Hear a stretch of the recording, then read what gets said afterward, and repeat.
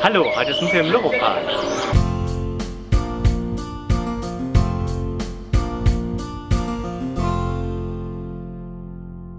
Das ist unsere Landkarte, können wir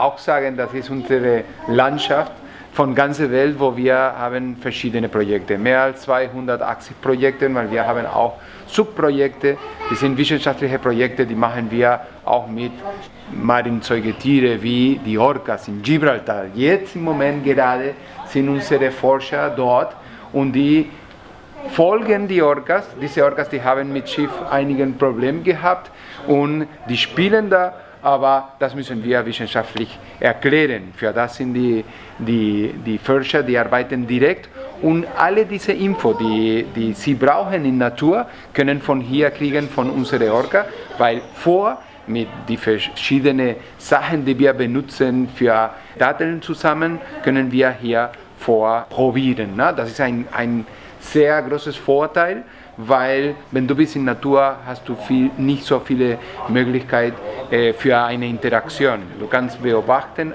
nicht viel zu machen. Wenn du brauchst etwas zum Folgen, kannst du hier vorprobieren und wir können auch verschiedene Sachen, die wir können vergleichen, wie singen oder sprechen die Orcas, sprechen und was machen in Natur und wie ist die Kommunikation. Die sind alle Daten, die zusammen in situ und ex situ können wir sehr gut bearbeiten.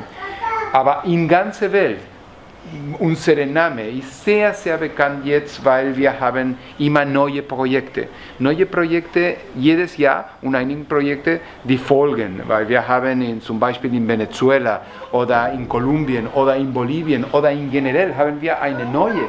Die haben wir mit der wissenschaftlichen Institution, die wichtigste von Spanien, CSIC, hat mit uns gearbeitet und haben einen Zensus gemacht von allen Papageien, die leben in die subtropikalische Area, auch in Zentralamerika, zum gucken, wie viele sind in Natur, wie viele Papageien. Das ist ein Zensus, aber die Zensus haben wir auch gemacht für die Vögel, die sind unter Menschenobhut. Das ist ganz wichtig, weil bis heute haben wir nicht gewusst, absolut nicht, wie viele Tiere sind mit den Leuten in einer Wohnung. Sind Leute, die kriegen Tiere auch von illegalen Märkten dort, weil es sind nicht Vögel, die sind gezüchtet, sind gesammelt von den Nisten. Und das ist ein großes Problem, größer als vorher haben wir gedacht. So wichtig ist, dass jetzt haben wir verschiedene Systeme für Erklären an die Regierung von jeder Platz mit einer wissenschaftlichen Forschung, mit mehr als 22 wissenschaftlichen Artikeln, können wir zeigen und die können die Regeln machen und sehen, wo die Vögel sind exakt. Wie ist die Population in Natur, wie ist die Population unter Menschenobhut in solchen Plätzen.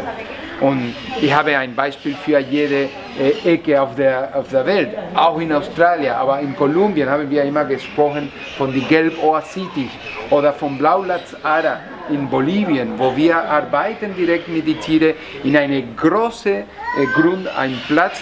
Die Loro-Parque-Fundation hat eine Reserve, wo Biologen arbeiten direkt mit der Blaulatz-Ara, mit mehr als 100 artifizielle Nistkasten, wo jetzt schon haben 5 Blaulatz-Ara geboren. Und wir machen ein Studium von dem ganzen Habitat, nicht nur von Blaulatz-Ara, von dem ganzen Ökosystem. Das bedeutet Pflanzen, Insekten, Schnecken, Schlangen und Anteater, Jaguaren, Pumas, alles lebt in die gleiche Area, wo die Blaulatz-Ara. Und noch etwas, von ex situ nehmen wir diese ganze Information, weil wir sind die erste offiziell in ganzer Welt, die hat die Blaulatz-Ara gezüchtet in die 80er Jahre. Und bis heute haben wir viel mehr als in Natur, keiner hat einen Zensus gemacht.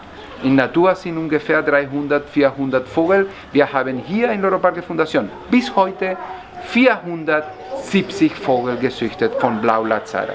Das ist viel Info. Wir haben alle Daten von der Art und wir helfen direkt in Natur mit diesem Wert.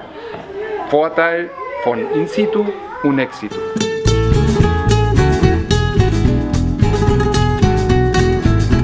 Schreibt jetzt eure Fragen in die Kommentare und vergesst nicht, dem Video einen Daumen nach oben zu geben. Damit ihr kein neues Video mehr verpasst, könnt ihr unseren Kanal kostenlos abonnieren.